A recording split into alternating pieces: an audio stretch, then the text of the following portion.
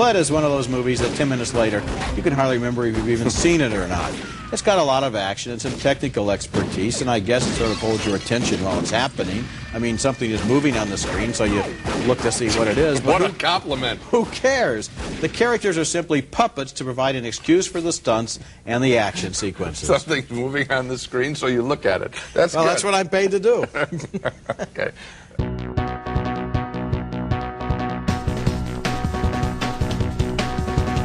Now on to the Mothman Prophecies, a new thriller starring Richard Gere and Laura Linney, and updated from allegedly true events that took place in West Virginia in 1966. Events that I would guess are easily as real, for example, as the Amityville Horror. In real life, as beloved by conspiracy theorists and alien visitation buffs, the Mothman allegedly made a dream prophecy about a power failure on a specific date. Well, there wasn't any power failure, but hey, a bridge collapsed. And that supplies the climax of the movie. I grow restless when movies claim to be based on true events. Why not just make up some fictional events that might be more interesting? Richard Gere and Laura Linney worked with director Mark Pellington to make a movie that looks like a thriller and sounds like a thriller or even quacks like a thriller, but it just doesn't add up to much of a thriller. No, I think it's awful. First of all, you know, this Mothman, I never see the Mothman. We see the shadows of it, and I guess it makes prank phone calls a lot, so you pick up the phone in the middle of the night and you hear this kind of thing, but we never get any explanation for what this Mothman really is. And then does the Mothman just disappear for years and then come back? I didn't get any of that. And you have, I mean, the stuff at the beginning with Richard Gere and his wife, you just know she's doomed from the start, because the way the thing is setting up. Yeah, they're happy. Yeah. They're on the verge of the most happy, wonderful time of their lives. So of course I'm like, well, she's dead. I've always felt that, and I've talked with actresses, very beautiful women, about the look, the stare, constantly. And we know, as men, we know it goes on. You know, the old line, men think about sex every, 30 seconds or something like that. This is not an exaggeration. Maybe not. I'm thinking about it right now. Thank you. Oh, that's sweet. That's very but sweet. I was picturing Paulina Poroskova. I wasn't that's thinking okay. of you. No. But One of the kids' big scenes has him dressed up as Braveheart to lead the football team into battle, and he also impersonates General Patton. I'm surprised they knew who Patton was at that high school, but DJ Qualls, who was also in the bad movie Road Trip, has a goofy comic timing that's kind of infectious. Maybe there's hope for him. Even Steve McQueen started out in The Blob, Here, Qualls has to suffer through dialogue like the scene where the high school counselor says he's in denial, and then she adds, denial is not just a river in Egypt.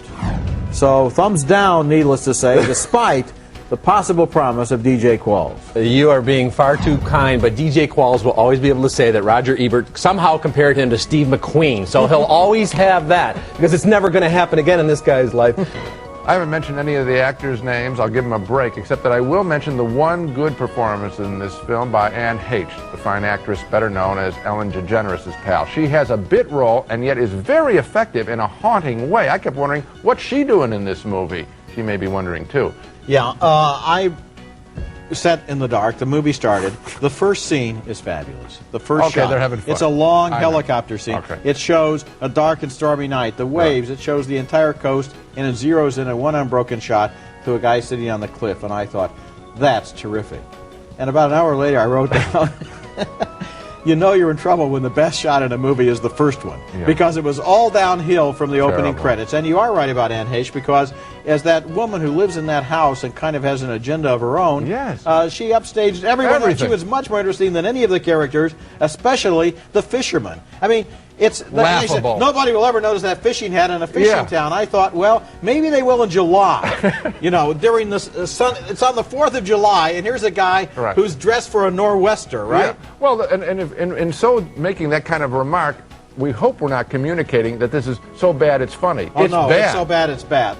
Now, this movie could actually play on the racist network from Spike Lee's Bamboozled. Double Take wants to be an action comedy in the vein of Lethal Weapon, but that film was Citizen Kane compared to this disaster. No slits, more liquor! No slits, more liquor! There are far too many bad guy and/or cop characters to keep track of. So when the cops turn out to be the bad guys, or the bad guys turn out to be the cops, or the dead friend turns out to be not so dead, we just don't care.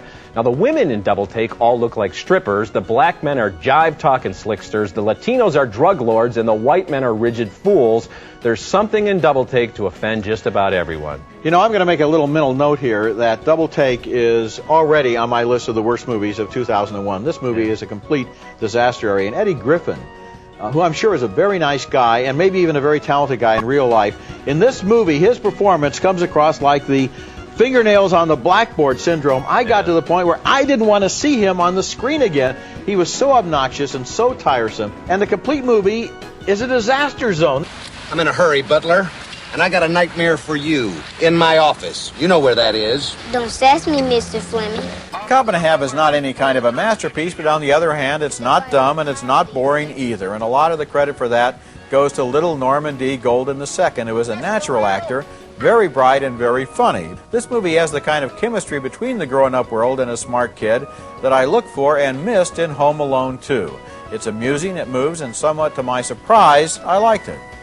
Wow, where's your big red suit and beard, Santa? You just gave them a gift. You didn't like this movie? No, you didn't like Little Norman no, Golden? I didn't think you he was didn't like Norman Golden? No, I didn't think he was a particularly charismatic actor or a very good actor, and I think Burt Reynolds is even worse. Reynolds plays the cop like a real cop instead of playing him like some kind of I think it's a cartoon. Marshmallow. I think it's it is a cartoon, Gene. Yeah, it is a cartoon. A lame one. A good cartoon. Oh, no, I'm stunned, Roger. Yeah, I'm thumbs down too. You know, Chris Rock and Anthony Hopkins are way too good for this material. Yeah, they really and some of the writing details, I mean, entirely apart from the terrorist angles and post 9/11 feelings that we have about them, this guy has 9 days in order to figure out how to impersonate his brother in Czechoslovakia while buying a bomb. And so they throw a Czech English dictionary on his bunk.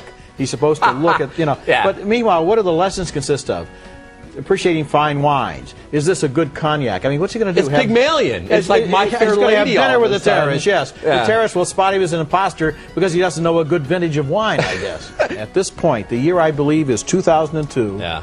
We got a red digital readout bomb. Right. And it's counting down towards zero, and they have to figure out how to turn it off in time. I mean, that is you would think One that of your eventually favorites. they would just have to retire the red digital readout. Or at least make it a green digital readout. That would be an improvement. Excellent Okay. idea. There's a movie by Allison Anders called Sugartown, which also dealt with people living up in the hills who were from the music scene from 15 or 20 years ago that was so much better and so much more perceptive. And this time, I think, when I think of high art, I just miss all of the tension and all of the originality that isn't here in this movie. I think she hits a lot of the same notes here, and this is also a very sexy movie. I'm sorry, when Kate Beckinsale's in a swimming pool with Frances McDormand, it's got my attention. Come on. And it grows organically out of the story. It's not just a gimmick. I like this may movie. grow organically, but I don't think it comes out of the story. I like this movie a lot.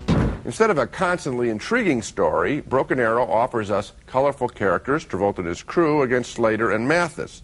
The action gets a little long in the tooth, I think, in a mine shaft and then later on a train, but director John Woo keeps things moving with enough fresh visuals to hold our attention. On that basis, I like Broken Arrow. I didn't like it, Gene. In fact, I was quite disappointed in it, and you put your finger on some of the things I didn't like. It goes on too long. It's Yes. just one special effect after another, and it's boring because the story is not interesting, and the characters are not sharply drawn, and Travolta does not make a convincing villain. He's a sweet guy. He is. And that's why he's a star.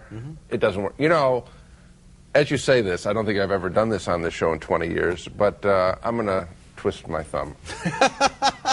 I'm going to go just like this because I talked you into it? Well, listen. It was a half-hearted endorsement. It was. Right at the top. I don't normally say half-hearted. And what am I really defending here? I'm defending some colorful action scenes, and they are colorful action scenes. And the rotor blade, I thought, you know, this is a lot of fun that we just saw. But really, I can't recommend it. It's not up there. There is a craft of action pictures that's up in this level. This movie just doesn't quite. I'm changing my opinion now. I'm Do me amazed. one. No, I'm amazed. I know you're amazed. Do me one favor. Yeah. Look in the camera and say I was wrong about Cop and a Half. It wasn't a very good movie. Burt Reynolds. No, I won't do that. What? No, I won't do that.